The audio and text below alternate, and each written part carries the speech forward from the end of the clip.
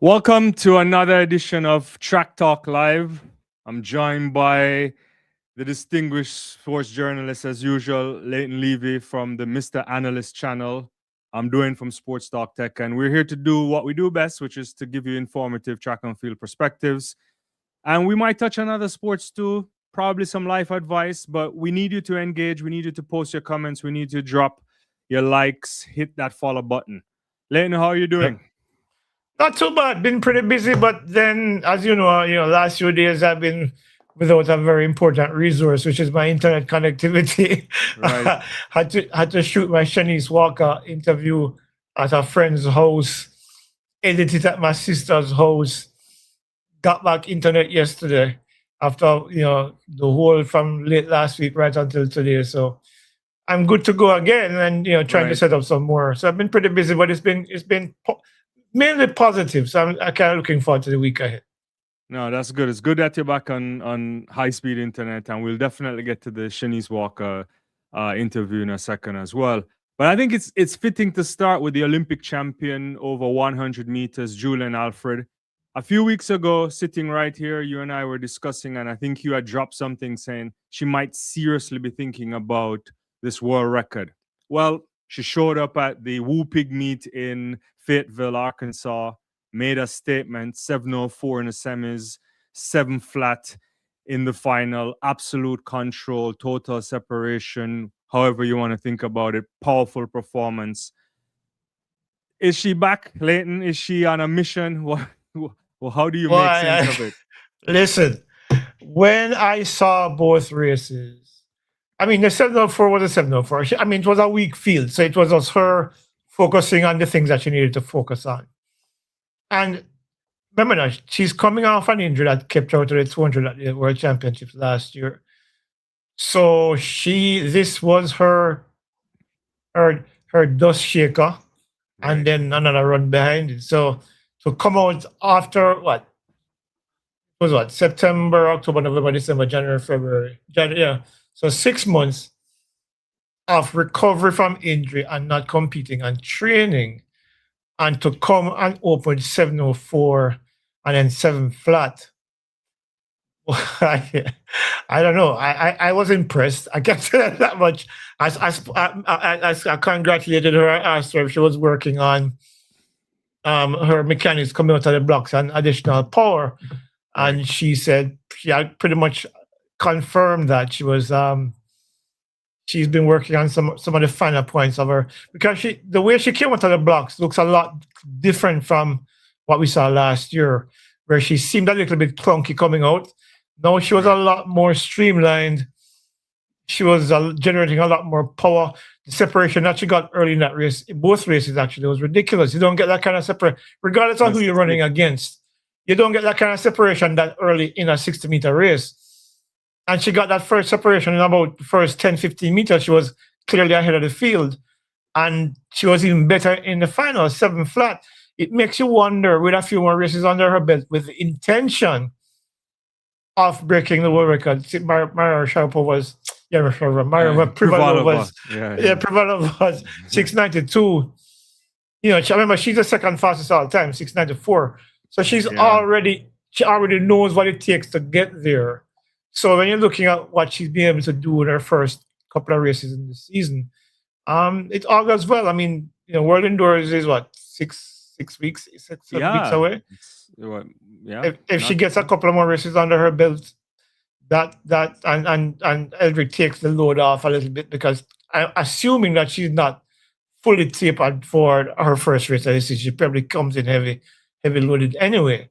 So once he takes a bit of load off of her, because I suspect that he wouldn't fully take the load off her completely, because there's the outdoor season to consider. Right. That 692 is not out of the realm of possibility at all. It looks very, right now, given what she is doing or what she has done, a 692 or 691 looks very plausible. Yeah, I mean, physically she looks great. I mean, she doesn't look like she looks lean. I mean, obviously camera angles sometimes are difficult to think about, especially when you look at a meet like that. I watched it on ESPN here, and she looked really good physically. And yeah, it would be interesting if she could pop the world record, or if anybody could get close to it. Obviously, she did so a few years back, along with Aliyah Hobbs also has an equal second fastest time in the world. But we're looking at a world record that's been on the book since February 1993. It's a long, long time, and not that we want records to go off the book, but at some point, if you have a record that long, over 30 years, then I suspect you're not so mad at anymore if they were to take that world record if you're a Privalova. But but look, Privalova, a lot of people don't talk about her. I don't know why. Because she was as good as the Gwen Torrances and the Merlin Notties and the Juliet Cuthberts and the Gail Divas of the era. People forget, she was fourth in that blanket finish back in 92, where she was 200 of a second ahead of Merlin, who was 15, 1088. Privalova was a big deal. I mean, I think probably the fact that so much focus was on the Americans and Merlin Nottie and Juliet Cuthbert. But Irina was good at 1, 2, and 4. And 4. So, and then she suffered that devastating injury, similar to the one that Johan experienced back in 2014. So when you look at what Julien is coming close to, it's not something you can easily overlook. 694, and you remember she's the second fastest woman indoors over 200 as well, 22.01. Only Merlin Nottie is faster. So there's no questioning Julien's talent, and the fact that she was able to get as close as 694, which is as close as anybody else has ever gotten. I think Aliyah Hobbs as well, 694 as well. Yeah, I think Gail had 695 back, and that's also 93 too. Yeah, and Merlin Jones. And Merlin had 696. Yes. Because Merlin's time now I think is down to 6.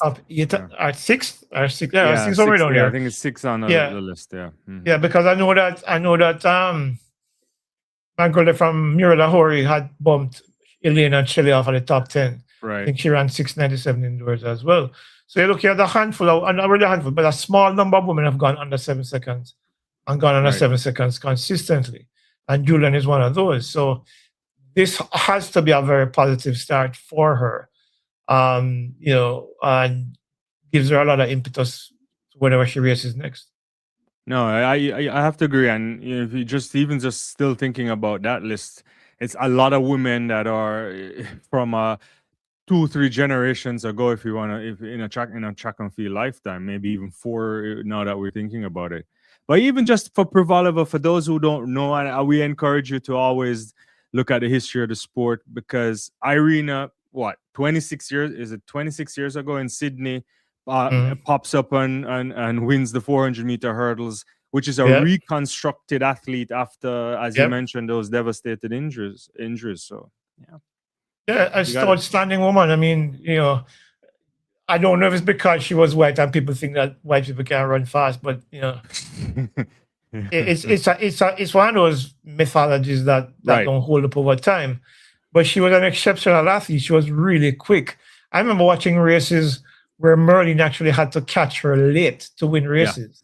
So she was quick. She had a lot of power. We saw that as well. I mean, and then to come back, as you mentioned, to recall, I think she was one of the first, if I remember correctly, don't quote me on this one, but I think she was one of the first athletes to actually resume a career after that kind of injury, that where the muscle is torn completely off of the bone. And they had to reattach, regraft, and reattach. And so she actually was the template for everybody who came afterwards, most notably Johan Blake back in 2014. So, that Julien is approaching that record and looking so sharp in her first race, coming off an injury and coming off 6 months of rust, just training. She went down to St. Lucia during the Christmas. She and Naomi London were trained on here. There's Naomi London from St. Lucia as well, who's at Texas. And, this is her first real indoor races this season. And to start on such a positive note, comfortably a world lead. I mean, look, Tia Clayton ran 7:02 at GC Foster a few weeks ago. Right. But that was with a 1.2 wind. So this was pure short track. This is no wind factor, no environmental factor. So it just tells you how fast Julien ran on that opener. No, it is. And I think we had a comment earlier from Dynamic saying Julien is back healthy and ready for revenge 2027, 2028. I mean, revenge, I don't know if she would think about it as revenge, but I think maybe unfinished business, something of that sort. Yeah. Knowing her is revenge. Listen, listen, that girl, like most elite athletes, are extremely competitive. They don't like to lose. And the only person she's lost to when she was healthy during the course of the season was Melissa Jefferson Wood. Right. I know that she went back into training thinking, I'm going, if she needs to run 10-4, she's going to, that's her mindset. In my conversations with her over the years, one of the things with Julien is that she's transformed from a person who was not necessarily confident, but now has found that confidence, especially after 2024, when she won Olympic gold in a big new PB at 10.72. Right now, I think the reason why it stung so much when she lost to Melissa Jefferson in Oregon and ultimately the World Championships is because she thought this was her time. Right. You know, she's Olympic champion. She was expecting to come back and win at Worlds and then dominate, because remember, Melissa Jefferson was third at the Olympics in 2024. That distant third, I think it was 10.89, I think she ran. Yeah. So there is no reason why Julien would have thought that going in 2025 and opening as strongly as she did with a 21.88 200-meter run, and then what was it, 10.70 something in her first. Right. Even before that 300 that she had done in Florida, destroying. But she destroyed with Shericka Jackson. Shericka, yeah. Mm-hmm. Yeah. So she comes into 2025 and extremely confident and is running unbeaten until she runs up into Melissa in Oregon. And even though I have it on good authority that she was pretty loaded that week, the fact is that she doesn't like to lose, and in her mind, it's something that should not have happened. So I think redemption is one thing, but I think she wants to come and prove a point, and if it means that she has to run under 10.61, that's probably weird, and probably one of the reasons why they focus so much on the indoors this year, because that was probably the weakest part of her race. Glad they brought that up, yeah. Mm-hmm. Yeah, the linear or lack of linear acceleration coming out of the blocks, the quick enough pickup that if you look at the race like in Oregon, for example, you realize that Melissa separated from her about 30. Julien joined her at about 60, and then Melissa maintained that speed, and Julien faded off just a little bit, but enough to lose by what was it, 200th of a second? Yeah, it was very close. Yeah. Mm-hmm. Yeah. So, it's 200, 10.75 to 10.77. So, you're looking at a situation where is probably where they're going to try to get back those increments of time. Right. That first 60. And I think the first step towards that is establishing a world record of somewhere about maybe 6.89, where that first 60, she will be in a position where she's not going to be caught, regardless of whoever is in the race. Because she has the power. We know she has the power. She built on that power last year. And we saw where when your PB is 21.86 and you open with 21.88, it tells you. And when you run that kind of 300 and outpower Shericka Jackson down the stretch, a former 400-meter runner who's run 21.4, it tells you that they were focusing a lot on increasing her power last year, but perhaps missed out a little bit on the acceleration side of things and the early part of that race, that part where you generate the maximum amount of power to 60 and get there first, and then maintain that speed for as long as you can until you get to the line. So that's maybe what Florial. I haven't spoken to Florial in more than a year. Right. So I'd probably reach out to him sometime before the outdoor season starts, or maybe before World Indoors, and find out where his thinking is at in terms of getting Julien to that level where she'd be able to be more competitive over the first 60 and give her an advantage in winning races against. Look, even if the reality is that Melissa Jefferson aside, Sha'Carri has run 10.65. Right. Shericka Jackson has run 10.65. And if they're healthy this year, along with Tia Clinton and Tina Clinton, who I expect to be somewhere in the 10-7 range during the course of the season, the competitive nature of the field that she'll be facing will probably be more intense than last year and maybe even the year before. So that's probably what part of the thinking for them for me. No, yeah, I think those are solid points, and I think I saw a comment from Dynamic there. We'll get to it too about him thinking she is like a 10-5, 21-5 athlete, and prior to the Worlds, and it's hard not to believe that she was in. I don't know if she was at 21-5, but probably 21-6, because I remember that race in London. It was so instructive. It was it 21-7? I think 21-71 into a headwind. She looked super supreme, and then that's after that the whole issue happened, and we just never fought, had the right Julien Alfred. And I know you're not saying this, but we have to always do it. We're not taking anything away from Melissa Jefferson Wooden, because MJW delivered one of the greatest seasons we've ever seen. 10-6-1 and 21-6. Right. You can't argue. You can say, I think you can probably say it would be more competitive if Julien was healthy.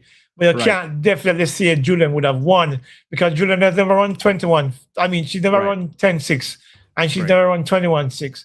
So to say that Julien, or even to speculate that Julien would have won, is kind of reaching, because Melissa took it to a level where only Elaine has gotten to know. And Shelley 10-60, 10-61. And Elaine run 10-54. So Melissa Jefferson is fourth fastest of all time.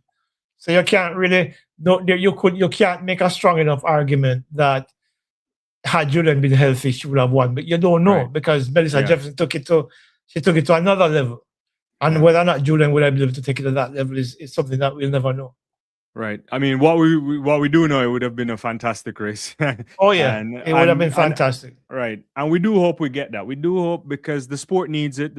If everybody's pushing towards that 10-6, 10-5, then it's only better for the sport, and we are here for it. Absolutely. We're not the ones running; we are the ones watching. So we'll enjoy all of that. All right, Astra says Femke isn't running the 800. So I want to transition to that, Leighton. We saw Femke Bol stepped on the track this weekend in France, and she ran an 800 meters that I can't really explain. It looked so comfortable. It looked like she wasn't quite sure she was running an 800 meters. And I think our coach subsequently is saying that, she just doesn't really understand it at this level. But yeah, I mean, what can we say about that race, Leighton? And the fact that I think she's no longer running any more 800 indoors for the rest of the season. Yeah. For the season, she's going to run 600s. Yeah. One of the things that impressed me is that, okay, we know she's a 49 runner, a 49 400-meter runner, right? So she jogs the first 400 in 56, I think it was. Yeah, it was some ridiculous. And I'm expecting her to push, and she then continues to jog. Yeah. I run 159, was it 159.07? 159.07, yeah. And I'm like, is this girl for real? Because you and I had a discussion afterwards that if she had pushed it, she probably would have run 158 or probably 157. Right. Our coach says she has too much respect for the 800, which she's suggesting is probably his way of saying that she was kind of fearful of what she wanted to do. Right. Because she was kind of well within herself, not wanting to test the boundaries of her capabilities on this first race, and ended up jogging 159.07. Right. Which is, this girl, we've always known that she was very talented. We've seen her in the 400-meter hurdles. We've seen her run world indoors and win the 400 meters indoors. World champion at 400-meter hurdles.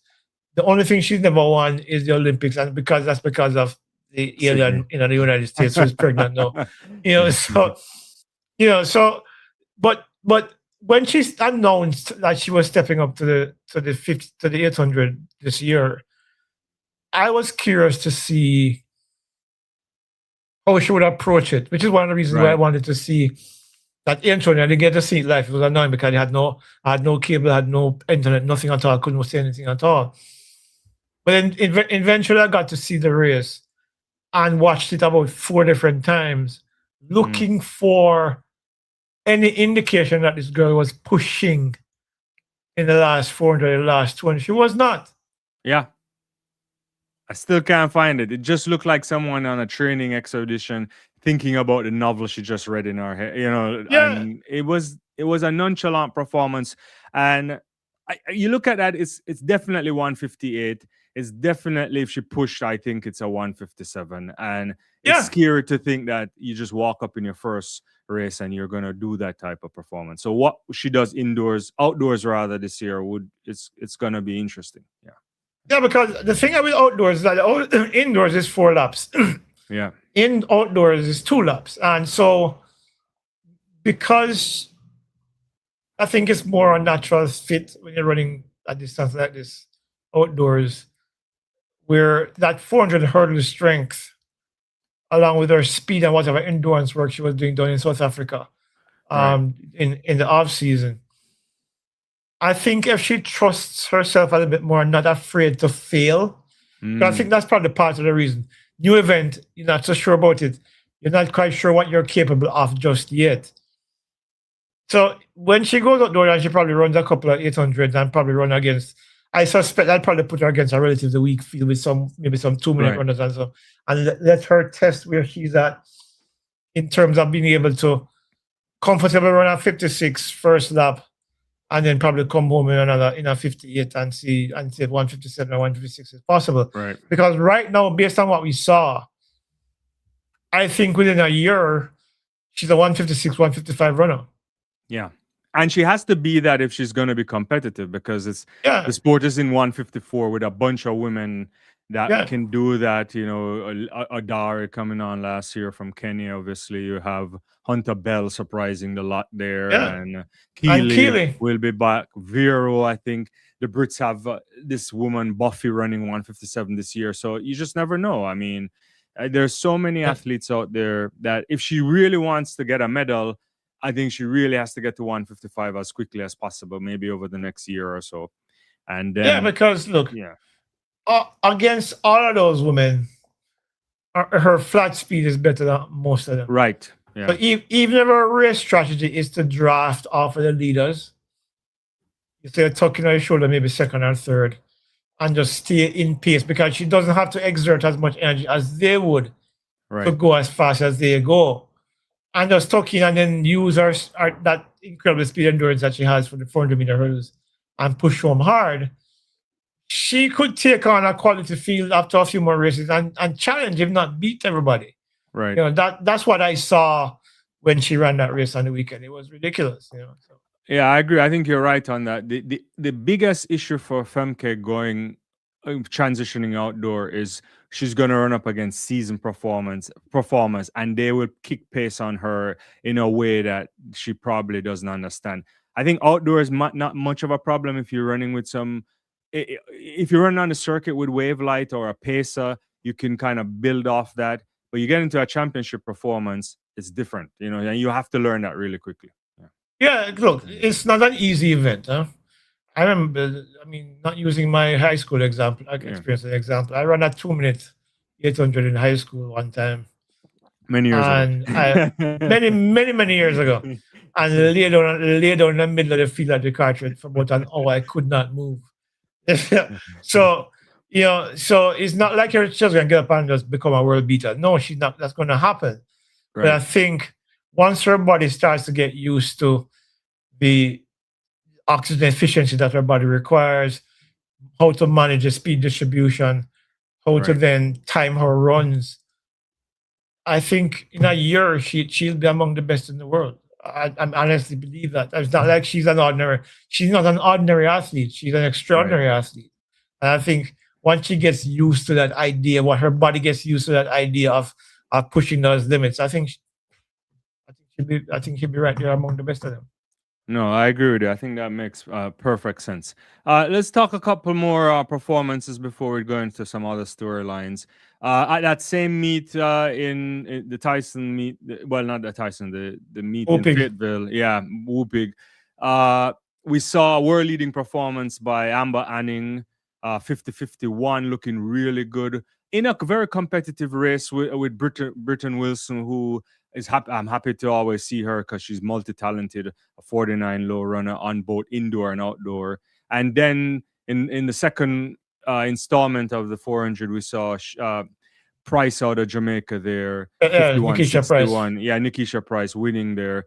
Your take on some of that? Because in context, Henrietta Jager ran, she's the second fastest in the world, just running a couple of days ago as well too. So the 400, we haven't seen a sub 50 yet, but and I'm not sure if we're gonna get that.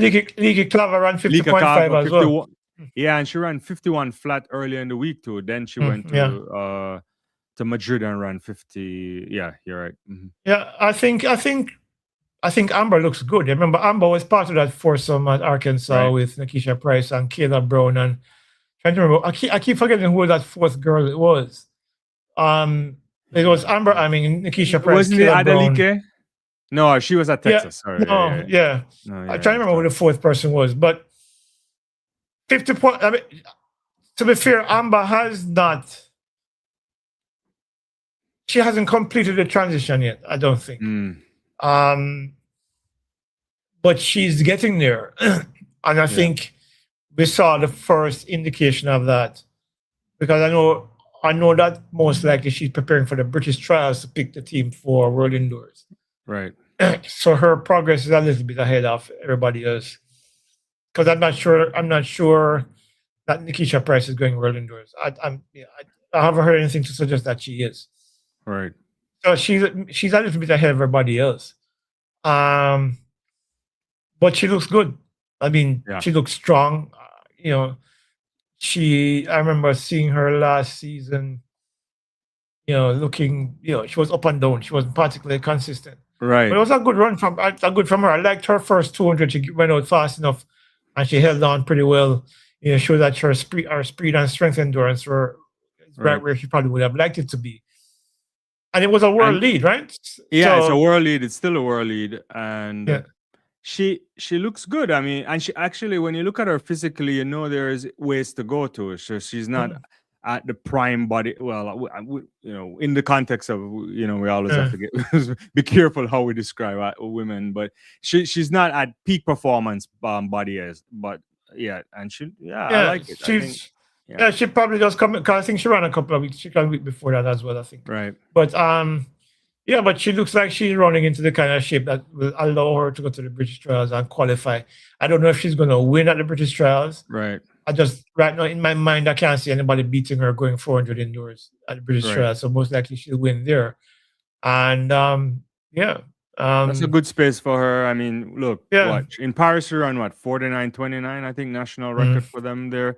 She's certainly an athlete that can go sub 49 for sure. Yeah, as long as, and you have to if you're gonna really be competitive. Yeah, these days, I mean, brother. Just to get into a final. Yep, and especially when you look at Shawnee coming back and running as well as she has been. It's going to be even more competitive than ever. And Nikisha Price now, you can see that it seems to me that her program is designed for her to start really get goal later on in the season, maybe outdoors. And maybe some of these races are for, as I said, I don't know if she's going to World Indoors. Right. There is nothing yet to suggest that she is. And when is Jamaica picking the team? And what is the process if you know, like, because obviously there's no Jamaica as trials. Far as I know, what the J3 usually does, they send out invitations to find out if the athletes that they're reaching out to have interest in competing at World Indoors, and from that list, then they select a team. So once you're notified that, are you interested in going to Worlds? And the athlete says yes, then they put your name down and then they look at the top list on the World Times and look and see, okay, who are the best athletes, and probably pick from that. That's the impression I get. Right. Because as I said, there's no trials. Jamaica doesn't have an indoor track. I get the feeling that so far this year, it seems to me that at least one of the Clayton twins is going world indoors. It seems as if Akeem Blake is going world indoors. But as it relates to anybody else, I'm not quite sure. Maybe Lamar Distance, she's jump 193 over the weekend. Yeah. It suggests that she's probably figuring out that approach to the bar now, and is getting. Because remember, she's the only Caribbean woman to jump 2 meters in the high jump. So that she is getting back to 193. Remember last year at the World Championships, she bowled out at what 180 something, 183 or 180, some ridiculous distance that she could jump over her sleeve. So maybe she's going there because probably she needs to practice, she needs the competition as well to get back that kind of confidence that she had lost over the past couple of seasons. But those are the athletes. But other than that, I haven't heard any interest from anybody else yet about whether or not they're going to world indoors. Maybe they are, but who knows? I know Meg is probably thinking about it. I'm not sure yet. I see what happens after she competes in France on the 19th in Levy in France. So maybe Danielle Williams might think about it too. I don't know. She will. Dan, based on when I spoke to Lennox at the time when I spoke to him earlier this season, they had not made a decision what they were doing indoors. Right. They had scheduled a couple of meets, but there wasn't anything definitive about what they were going to do, whether or not they were going to go world indoors or go outdoors. Or wait until the outdoors. Yeah, we got the answer to the quartet there. Brown. No, I mentioned Kevin Brown. I mentioned Kevin Brown, Amber Anning, Nikisha Price. Oh, the so fourth there's somebody else. I'm trying to remember. There's a fourth athlete. So but that's how the team I think is being selected. Based on who is interested in going. Yeah, it's good to see that distance is back because the high jump is decent this year too. We had some obviously Manuchik already at 204 I think this season, and then she did a 201 a couple of days ago too, looking good. And by her standards, that's normal jumping, but it was good to see her. There were some other 203. That 203 that she opened was her best season opener ever, and her highest mark since the world record. It's in the world record. So that was good. There were some other good performances all around. I don't know if you had gotten a chance to catch up with the Grace Stark race. I don't know if you saw that one there with Baptiste. Yeah, she looked pretty solid, but then she came off with a limp. So this thing that maybe she might have picked up an eagle or something. I'm not quite sure. But Grace Stark is Grace Stark. She looks really good. I like the Baptiste kid too. I think she's looked good over the last couple of races, but it's such a competitive landscape that if you're not really Rosie Effiong is the fourth. Oh, Effiong, loud noise there. Yeah, so good performances all around. We can get back to some more. I think Hunter Bell looked good running a world lead 4 minutes 0.04 there in the women's 1500 meters.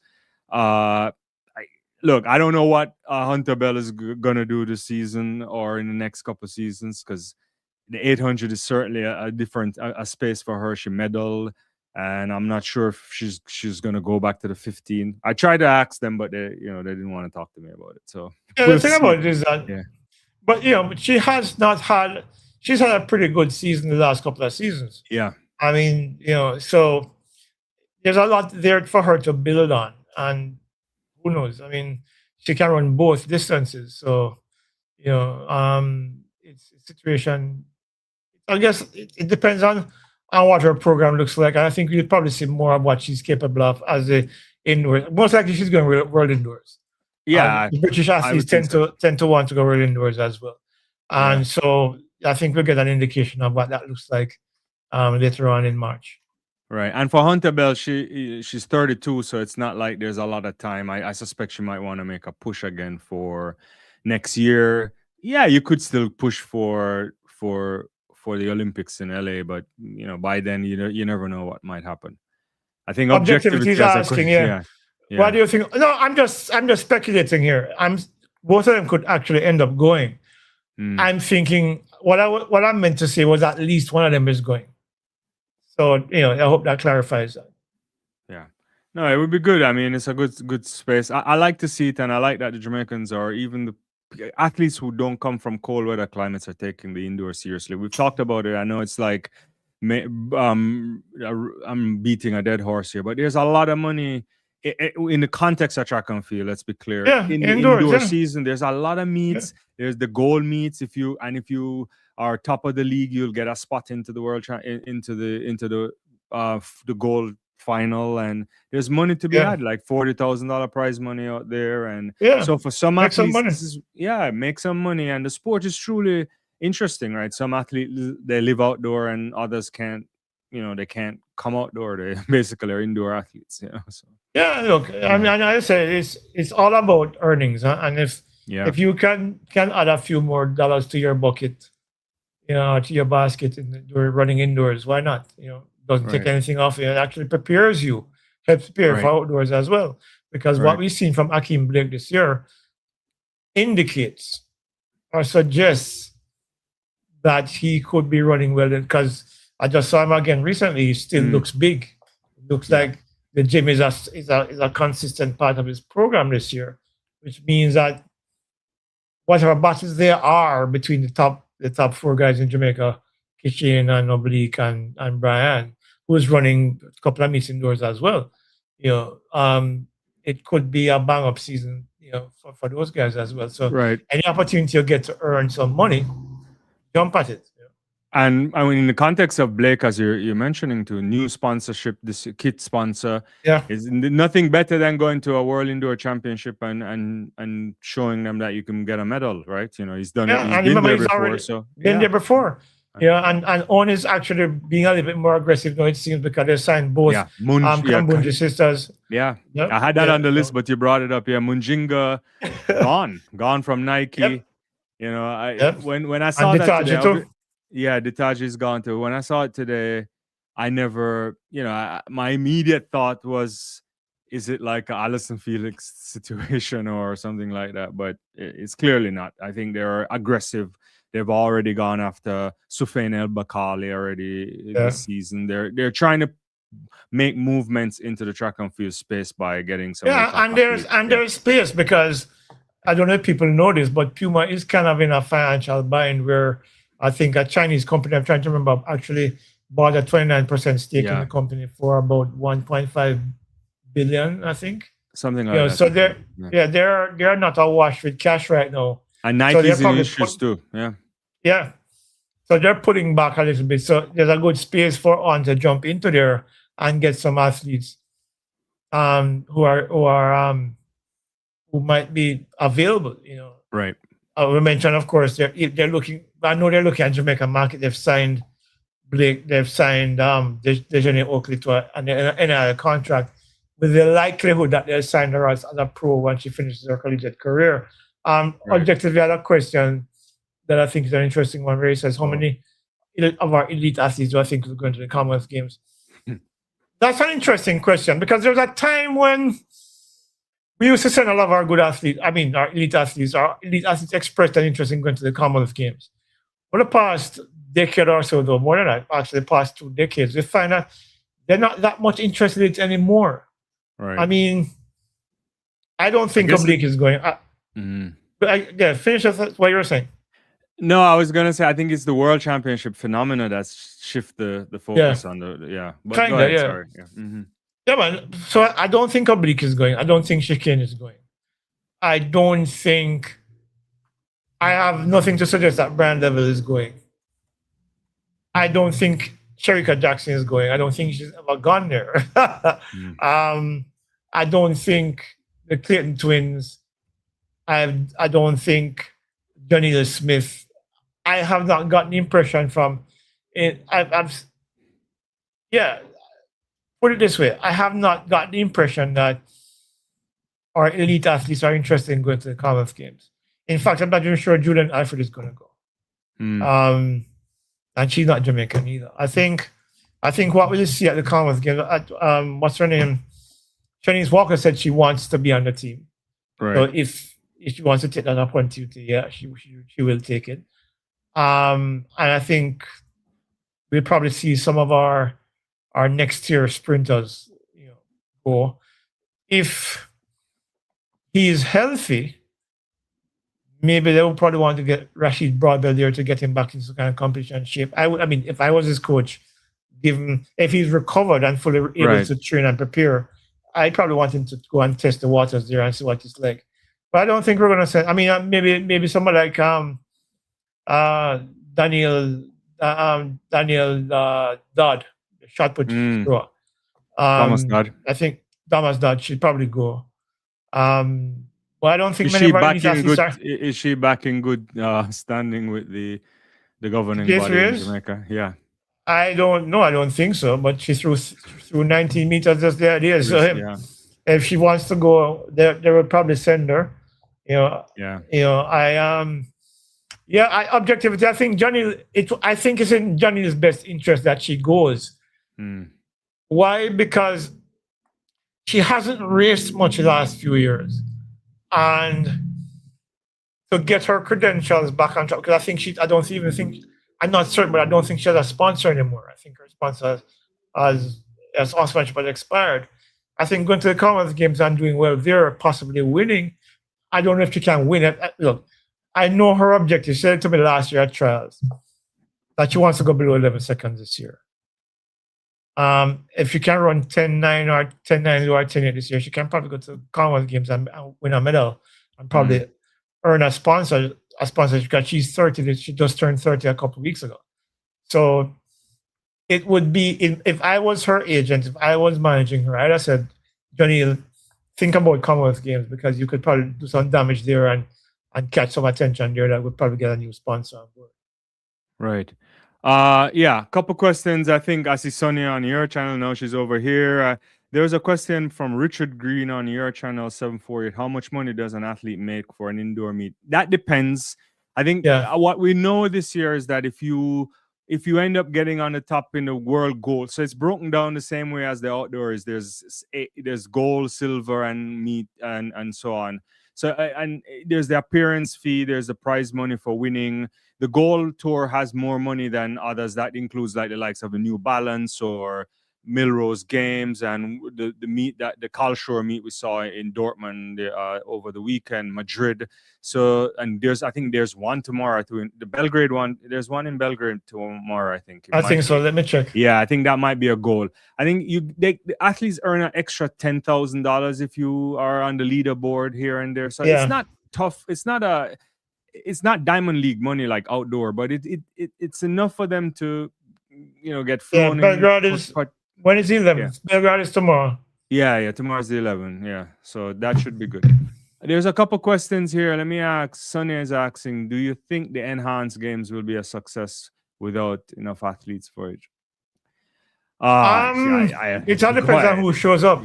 Yeah. All right, here we know. Here's the reason why I think that the enhanced games can make some money. I mean, athletes would probably jump to it, but it's not the elite. Not many elite athletes who are currently up in the top 10 in the world. The prize money for each event at the enhanced games is $500,000. Yeah. The winner gets $250,000, and then the other $250,000 is separated for the rest. That money in itself, as I said in a recent monologue I did, is life-changing money for an athlete, especially if you're not a top-tier athlete who can command big dollars for an appearance fee to go along with whatever prize money you win at the particular meet. So if you can win a race, even if it's one race for the year, I make $250,000. If you are an athlete who is on the verge of retirement or on the verge like Reese Prescott or so, you're going to jump at it. Look, the key thing, one of the things that I don't think people understand about enhanced games, that you don't have to take anything, Right. The choice is yours. Right, the choice is yours, whether or not you want to do anything untoward in terms of enhancing your performance.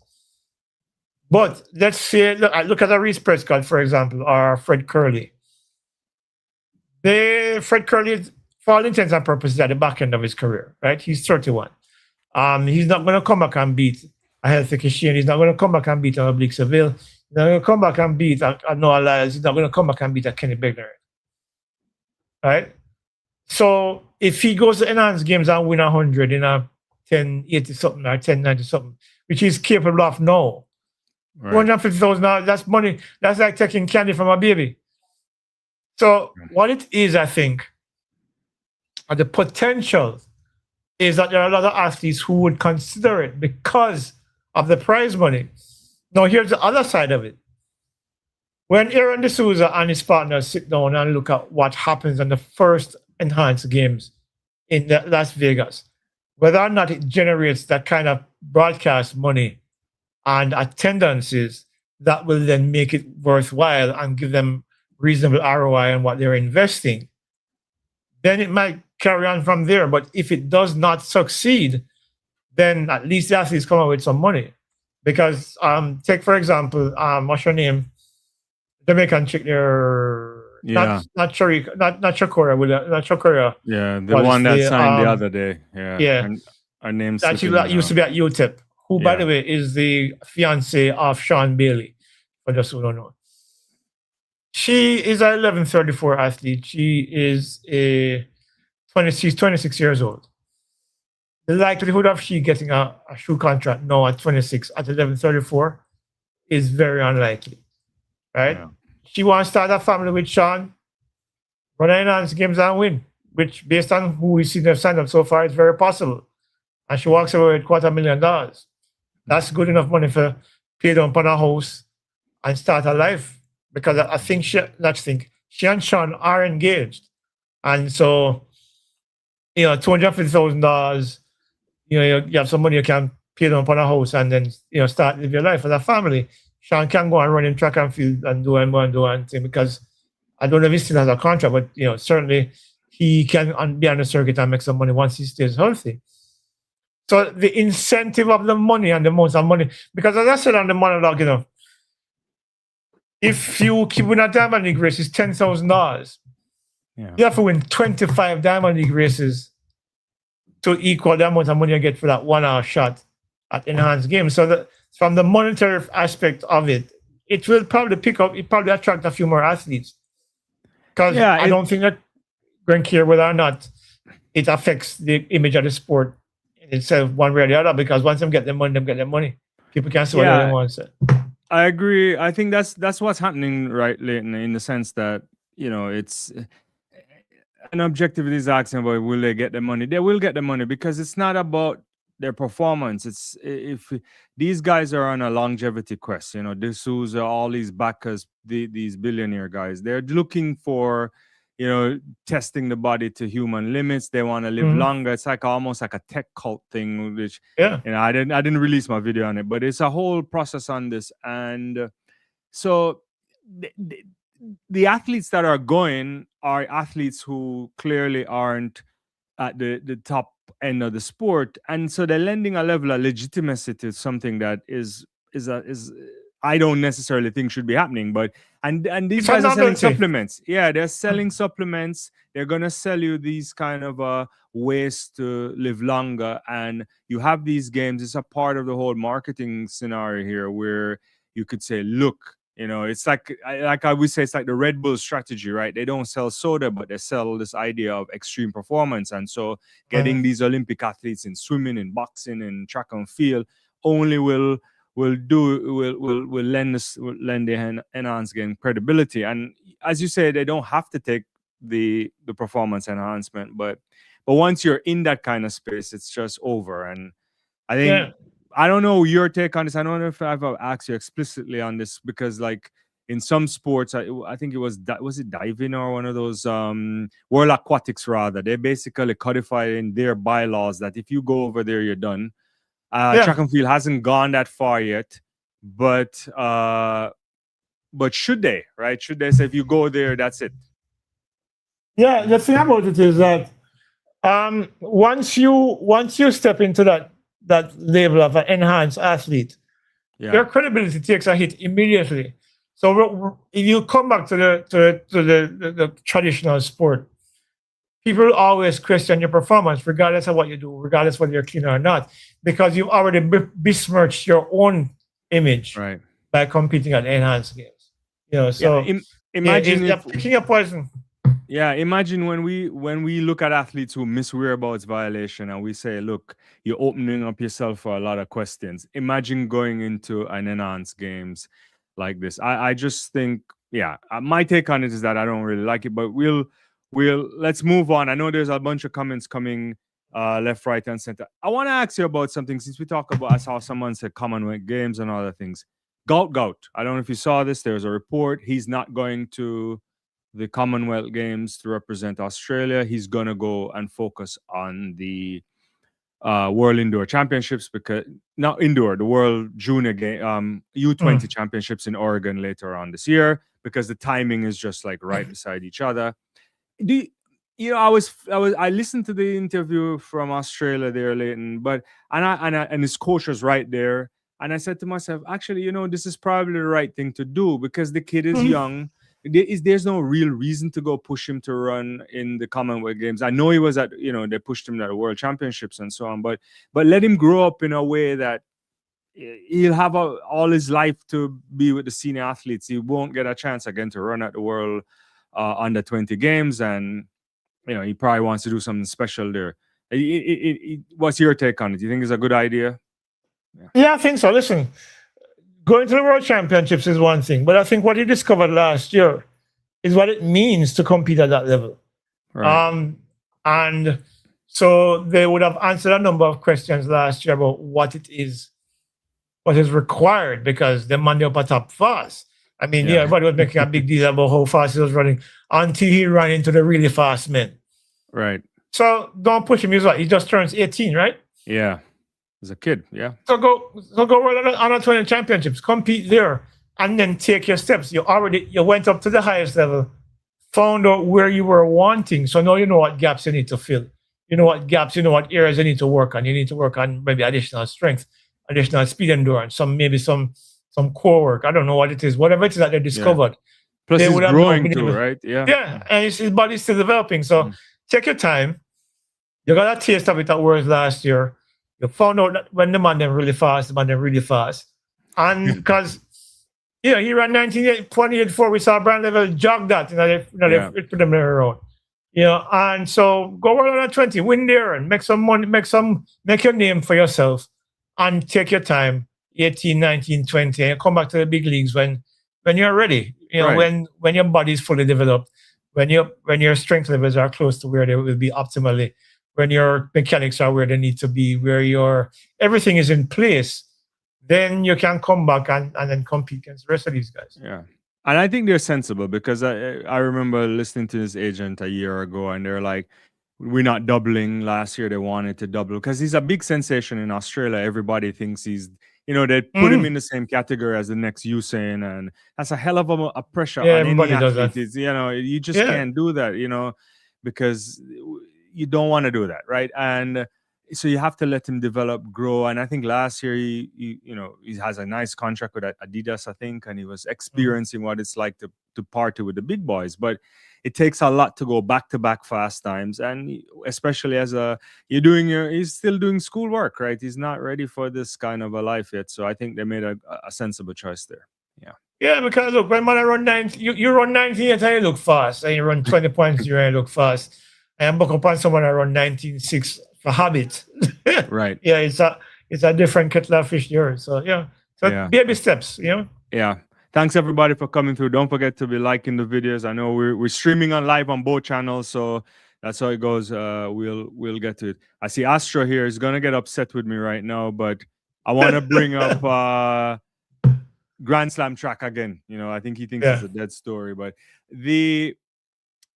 today they Grand Slam track filed the bankruptcy in court. They were supposed to do it I think a week or so ago, but they updated the thing today, and they planned for the restructuring. In it, they said they are thinking about paying the athletes 85% of what they're owed, and just probably 1.5% for most vendors. So Front Office Sports, Margaret Fleming, who I've had on the channel, she broke the story again this evening. Your thoughts on this? We've talked about this before. It's a saga. A couple weeks ago, the Athletics Managers Association said, "Look, if you don't pay the athletes, we're not gonna force our athletes to participate." World Athletics came out shortly afterwards and said, "Look, we're not gonna sanction the meet if you don't pay your debts." So I don't know if they were going in this direction, Leighton. My take is that when they saw that this meet will not be viable, especially if the governing body isn't supporting it, now they're trying to see if they can pay the athletes at least a significant portion of what they owe. All right, so here's the thing. And Sebastian Coe said as much when he was in Jamaica as well. Yeah. That unless the meat is viable, they won't be sanctioning it. Cut and dried. The key thing is, and we discussed this before, is trust. If you are not able to pay, all right, so them say I'm going to pay the vendors 1.5% and pay the athletes 85%. Yeah. The athletes getting 85% of the money is good because they probably need it more than anybody else. Some of these vendors, however, they're very not small. rich people. Yeah, they're small, independent, small businesses trying to get their feet under them as well. That's not good news for them. So here's how this washes. If they restructure Grand Slam track to come back in some shape or form, which right now looks very, very slim, and the odds of that is very, very slim. As a vendor, given what transpired before, you're not likely to come back to that any at all. Right. None at all. And even with the athletes getting 85% of their money, if I'm an athlete and I got burned to the tune of Sydney $300,000, what's her name? Akira $137,000. Gabby Thomas. Gabby Thomas $200,000. I'm not going back there. Yeah. Yeah, I'm not going back there. So for all intents and purposes, unless Grand Slam track can raise money to cover their debts and to then have enough left over to really propel a new restructured league, it is dead in the water. Look, Michael Johnson, actually, he loaned Grand Slam track $2.7 million as well. Right. So it's not like he's getting away scot-free. Like, he's lost money as well. The thing about it is this. When you're in that kind of a hole, I don't think you can see the sky. You can't, because that hole is so deep that all you're looking at is darkness on the way up, and it's going to be a long way up, because which investor is going to come on board to sink money into a black hole of debt and then hope that this thing turns around in a year or two? We are talking about a couple $100,000. We're talking about tens of millions of dollars. Millions, yeah. Yeah. So if I'm an investor and I'm looking at it, even if I'm Musk, who is worth $800 billion now, which is a ridiculous amount of money, even if that to him is his pocket change, I wouldn't put that in there, because it's not, as Sebastian Coe said, it's not viable. Look, I wanted Grand Slam track to succeed primarily because I think it was time athletes got paid what they were valued. Right. But that's not how markets work. Yeah, that's how it works. And the reality is, unless they come back with a structure that makes sense from primarily a financial standpoint and a broadcast standpoint, I don't see it happening. I can't visualize a scenario where Grand Slam track makes a recovery from what has been happening, because every time a story comes out, it's worse and worse and worse. It is, yeah. So I mean, it's sad, because I honestly think that Michael had a genuine intent to do something transformative for the sport. It's just that the model, it didn't make sense. I mean, in hindsight, it's a lot clearer, but but the model didn't make sense. Yeah, I know it is. It's a tough thing. I think John Epic is saying we should go to Live Golf. I guess you need Saudi money, or you need some kind of sovereign wealth fund. But it's not. But it's not. They don't do it like that either, right? You have to. There has to be some kind of a way to make the meet viable. And look, the American sports and entertainment market is a very tough market to crack into, and there's a lot of new sports that are popping up. A lot of volleyball leagues. A lot of this. Yeah. Everything is coming, but they're doing it in stages, and there's some banana league and something. You can have markets, but you have to be very careful how you structure these things. And the problem is, you want to attract the very best talent. You want to take them away from, say, going to a Diamond League race or a continental tour. It's not easy. You have to pony up the money. So I do understand the kind of dilemma they're in. They're in a catch-22 situation, but it's one of those things. We'll move on quickly because I know we're almost upon an hour here. You may have seen, you saw this obviously, Jakob Ingebrigtsen. I spoke about it on my last live there. This finally deciding to do surgery on the other leg because his Achilles there is giving him some trouble. So it's not the Achilles itself. I think it's the sheath around it. So they decided to do something there, which makes sense in a down year, Leighton, because he has not had the best at times over the last few years. In different ways, injury for one, two, tactical racing, especially over the 800 meters, as he's been found over the 1500 meters rather, he's been found wanting. So hopefully he gets back into good shape. But someone was asking, the reason why I bring it back up because last week someone was asking, do I think Jakob is done in the sense that, you know, did he peak too early? And I was like, I find that hard to say. He's 25. There's a lot of time ahead of him, assuming he's healthy and can resume the and not only the health part, he also had the trauma of dealing with the family situation with his what are your thoughts on him? You think he can come back to the very top, try challenge the Ikam Helga Rouge world record at some point? Yeah, look, one of the things is that his event is not an explosive event. It's a more of a speed management endurance event. So any pressure on his athletes is not going to be as impactful as that of a sprinter, for example. Right. You know, sprinters usually don't come back well from those kind of surgeries. But a middle distance runner, yeah, if they come back and have enough time to rehab and get that flexibility back into the Achilles, I think he can come back and do as well as he had done before. Right. You know, because and he didn't have a rupture either, so that's important. Yeah. You know, so the key thing is that do the surgery, use a year to recover. And I say he's young, and middle distance and long distance runners can go up into their 30s. So he still has a long career ahead of him.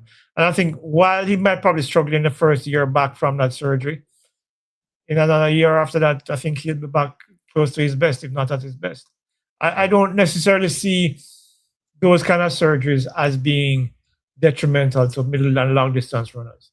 It's more detrimental to sprinters and the jumpers. Those people and the jumpers as well, yeah. Which is not an explosive event. So you have to pull out for that. Yeah, cool. All right, but before we go, Lynn, I want to bring up you know, you're a busy man all the time doing all these great interviews. I think the last time since we did a live together, you had the coach of Immaculate and then the Shanice Walker interview. And I had a lot of time for that interview because when I looked into the eyes, which is not always the best place to get, you have to listen, but I think she is on course to do something very special because she seems grounded, and you know, you and I talked off here about what kind of a special mentality it is, and it's always good to see that. So, let's talk to me about that. Maybe the Immaculate thing. Are you anywhere close to predicting the Jamaican Championships yet for high school championships, or you're still far away from that? The thing about it that I need to talk to some more coaches first. I need to look at some more of the athletes because I know this is a truncated season. Some of the meets have dropped out. Right. So you're not seeing the athletes with the regularity that you need to see them at yet. At the youngster Goldsmith meet, I'd see them last week. They had some good times, but they were mainly winded. So it's kind of hard to gauge. So, I mean, I think for the first time, actually, I can tell people this. For the first time this year, I probably tried to come up with some kind of prediction, maybe early March. But for now, I'm still looking at everybody and looking and see what to pull. But at the race of Shanice Walker, I spoke to Shanice last year when she ran 10:98 at MCs. And from that point, I had an impression of her that she does not say things lightly. When she says something is what she intends to do. And she did tell me last year that she needs to do some more work in terms of strength and conditioning and stuff like that. And you heard her mention that in that interview. But she said she did a lot of strength work to get her upper body more stable, her core more stable. She's pushing out of the block, but I saw that when she ran the 709, she came out at a really nice angle and she was really powering forward. And the 22.96 or the 200, she said that she had fallen out of love with the 200, but now she's back in love with it. 22.96 indoors is a pretty good time. Very good. And it tells her, I think, that she's on the right track. So I think, she have an NIL deal as well. And, when you talk to Shanice Walker, what you get from her, as you mentioned, she's a grounded individual. She's not caught up in her own hype. She's very focused. She's very level-headed, very mature. And she has a sense of humor as well. I like her a lot. I think, there are a lot of times, and I think I've said it before on this platform, that a lot of Jamaican athletes, young Jamaican, I talk about Jamaican athletes because I don't have as much interaction with athletes from other countries at this stage of their careers. Right. What I do find is that a lot of our young athletes get caught up so much. It's a two-sided thing. Some of them get caught up in the accolades that is afforded them from media and from their supporters. They're the greatest thing, and they start to drink their own Kool-Aid and they start to get uppity. I don't know. That's not wrong word to use. They start to have a kind of delusionary image of themselves. And on the other side of it, there are some of them who just don't like to talk any at all. They just stay away from the public and hide away because I don't think they have that confidence to communicate and or compete. What I get from Shanice is that she is the best of what we can offer at athletes in this development stage of their career. Confident, knows what they're about, knows what they need to do, and tries to get it done because they realize that what they need to do is what is going to be required for them to succeed. I get that from her. As you heard she say, the work is continuing for her. It's not the process is nowhere being close to complete. She plans to go pro when she graduates from college at the end of the season. So she knows what she needs to compete. She knows the people that she's going up against. She knows the Jamaicans that are in front of her, who she needs to get either on par with or get by. So she knows what she needs to do. And I like that from her. And she was very honest about where she's at. And listen, that was probably one of the best interviews I've done because I think she was really honest about where she's at and where she wants to go. And so there is, I as I said to her when we concluded the interview, I told her that I wish her the best of success. I said to her, I don't remember I said it in the interview. I said that when I run 10-8 something and 22-3 or something, I don't remember exactly what it was. But that's what I want for her this season, especially outdoors. Right. But that's where her mind is at. Right. Especially outdoors is where the real thing is. So based on where she ran last year, if she can execute her first 60 like that, semifinal 60 that she ran at Razorback. Was it Razorback or was it Bob Pollock? It was Razorback. Yeah. I don't remember what it was. I think she can probably run 10-9 low or 10-8 high this year. Yeah. And probably 22-5 outdoors. If she does that, that's something to build on for 2027 and 2028. So, yeah. No, it's good. I really like that interview. Yeah, like to see that for sure. Well, Leighton, we've been doing it for a little bit over an hour, and so want to thank everybody for coming on. Don't forget to like the channel, guys. And we have the tickers scrolling across. If you have not subscribed to Leighton's channel, please do so, and give me do the same for mine. We do this often, and so we'll be back soon. Are you getting up early tomorrow, Leighton, to watch a little bit of West Indies versus England T20? Let's put it this way: when I wake up is when I will watch it, but I'm not going to get up and watch them. Right. In fact, is it the late game? I haven't even checked if it's a late game. The game, I think it starts at 4:30 a.m. my time. Oh, it's the early game. Yeah, so I usually am up by 5 o'clock. So yeah, I'll take a peek at it. No, it is the 8:30 game, so we're fine. 8:30 tomorrow. Yeah. Is it 8:30 game? Yeah, it's not the 4:30 game. It's the Australia-Ireland is the 4:30 game. Okay, no, So I have an appointment of on the road, so I'll probably watch it on my phone because Disney shows them and I have the Disney app on my phone. cool. So this is got Disney broadcast the matches. So I'll watch them there. But but I watched some of it. I watched the US lose to Pakistan today. That US team is not a bad team, you know. Not a bad team at all. Yeah. You realize that a lot of none of the matches have been blown so far. This World Cup stars so far. Nepal should have won that match against Nepal threw that game. Yeah, against England. And Scotland is a pretty good team. Yeah, the Dutch should have won against Pakistan too. So yeah. The what do you call them? The satellite countries are not doing badly at all. Right. Yeah. So I mean, it's good to see. I mean, I'm not a big T20 fan, but I watch everything. So we have to watch. I'm a Test cricket kind of guy. I mean, all day and twice on Sundays. Yeah, man. I enjoy T20 to a degree. Yeah. But I like when T20s are played when India and Australia and South Africa maybe South Africa, yeah. But the rest can go on. I hardly watch IPL anymore. But Test cricket, boss. Yeah, I like the drama of it. I like the hills and valleys, the peaks and valleys in that Test cricket. I like the strategies. I like the tactics. I like the mentality of the players who have to grind out anything. It's fascinating to me. It's the best. You get everything in a 5-day game. Yeah, that's why they call it. We had test, some good stuff earlier this year. Ashes was good. Yeah, for sure. And I think that was really good. So yeah, we'll see. Well, the Ashes were not what I expected. I expected England to be more competitive.